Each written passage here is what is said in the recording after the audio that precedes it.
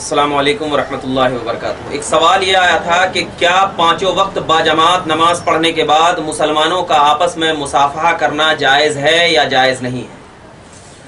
तो सबसे पहले ये जहन में रख लेना चाहिए कि इस सवाल के जवाब से पहले पांचों वक्त की नमाज की क़ैद क्या है। आम तौर पर पांचों वक्त के अलावा भी मुसाफहा करना क्या है, बिल्कुल जायज़ है। जैसा कि देखिए, इमाम बुखारी ने अपनी किताब अल अदबुल मुफरद सफ़ा नंबर 444 और 445 में एक बाब बांधा है। क्या बाब बांधा है? बाबो मुसाफहतुस सिबियान।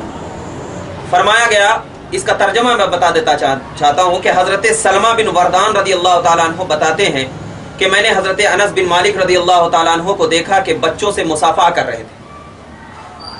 मुझे देखकर पूछा, तुम कौन हो? मैंने अर्ज की, मैं बनु लैस का गुलाम हूँ। ये सुनकर आपने मेरे सर पर हाथ फेरा 3 मरतबा और फरमाया, अल्लाह तुझे बरकत दे। और एक बाब बांधा है बाबुल मुसाफहा, बाबुल मुसाफहा। उसमें हजरत अनस बिन मालिक रदी अल्लाह ताला अन्हु बयान करते हैं कि जब अहले यमन हाजिर खिदमत हुए तो नबी करीम सल्लल्लाहु अलैहि वसल्लम ने फरमाया, अहले यमन आए हैं, ये तुमसे भी ज्यादा नर्म दिल हैं, ये सबसे पहले मुसाफा करने वाले थे। और एक रिवायत में हजरत बरा इब्न आजिब ने फरमाया कि सलाम यूं पूरा होता है कि तुम पहले सलाम के बाद मुसाफा किया करो। ये 3 अहादीस करीमा आपके सामने पेश कर दी गई। तो अब जरा देखिए, सबसे बड़ी चीज ये है कि मुसाफा करना ये वाजिब नहीं है। मुसाफा करना क्या है? वाजिब नहीं है, बल्कि क्या है? सुन्नत है। और हदीस शरीफ में इसकी बहुत बड़ी फजीलत आई है मुसाफा की। जैसे कि और नमाज बाजमात के बाद बिलाशुबा क्या है? जायज़। बाशबा के बाद जब आम तौर पर जायज़ है, तो नमाज जमात के साथ अगर कर रहे हैं तो बिलाशुबा जायज़ है। और इसकी दलील दुर्र मुख्तार किताबुल हज़्र वल इबाहा बाबुल इस्तिब्रा में फरमाया जाता है, क्या? तजूजुल मुसाफहतु वलौ बादल अस्र व कौलुहुम अन्नहु बिदअतुन अय मुबाहतुन हसनतुन कमा अफादहु नबवी फी अज़कारिही। फरमाया, यानी बाद नमाज असर भी मुसाफहा करना जायज़ है।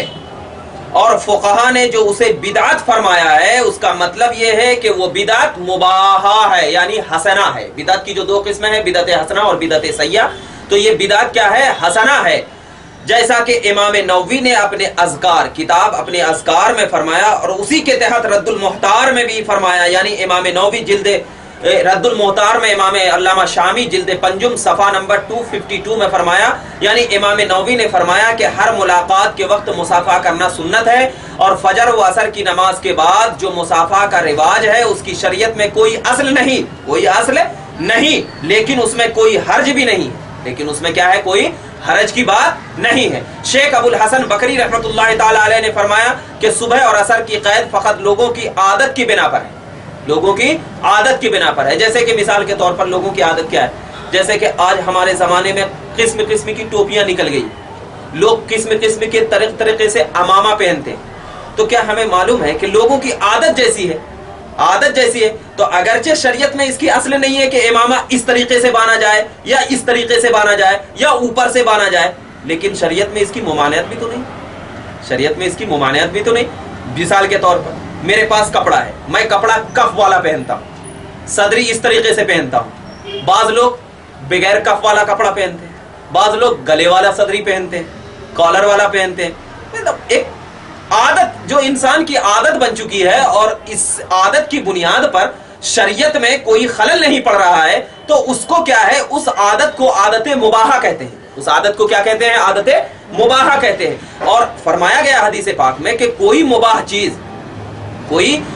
चीज अगर शरीयत के लिहाज से ऐसी बन जाए कि लोगों के दरमियान उस मुबाह के करने से लोगों के दरमियान इज्जत महसूस होने लगे और लोगों की ताजीम महसूस होने लगे, तो ऐसी आदत मुबाहा को शरीयत ने जायज करार दिया है और सुन्नत करार दिया है। शरीयत ने जायज और सुन्नत करार दिया है। जैसा कि मिसाल के तौर पर कोई हमारा वालिद है, हम क्या करते हैं? कभी कोई ऐसे अदब से ठहरता है, कोई ऐसे अदब से ठहरता है, तो क्या है? वालिद की ताजीम मकसूद है, वालिद की क्या है? ताजीम मकसूद है।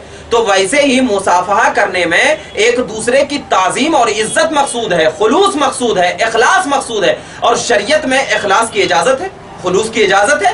शरीयत ने इस बात की तरफ इजाजत दी है कि खुलूस क्या है? हमारी शरीयत में। लिहाजा इसको इमाम नववी ने कहा कि ये जमाने के एतबार से है, और जमाने के एतबार से जब हुक्म बदलते रहते हैं तो उसको क्या कर दिया जाता है? जायज करार दे दिया जाता है, जायज करार دے دیا جاتا ہے. تو لہذا مصافحہ کرنا امام کے نزدیک حدیث سے بھی ثابت ہے اور کیا ہے اماموں کے نزدیک بھی اس بات کی طرف اجازت ہے. تو لہذا پانچوں وقت جماعت کے ساتھ اور خاص طور پر فجر، ظہر، عصر، مغرب کسی بھی وقت ہو وہ کیا ہے نماز کے بعد مصافحہ کرنا بالکل جائز ہے اور اس میں کوئی حرج کی بات نہیں ہے. جو لوگوں کو گمراہ کر رہے ہیں کہ مصافحہ کا کوئی ثبوت نہیں ہے، میں ان لوگوں سے یہی ادباً التجا کرتا ہوں کہ آپ امام بخاری کی کتاب الادب المفرد اٹھا کر دیکھیے، صفحہ نمبر 444 445، آپ کو معلوم ہو جائے گا کہ مصافحہ کی حقیقت کیا ہے.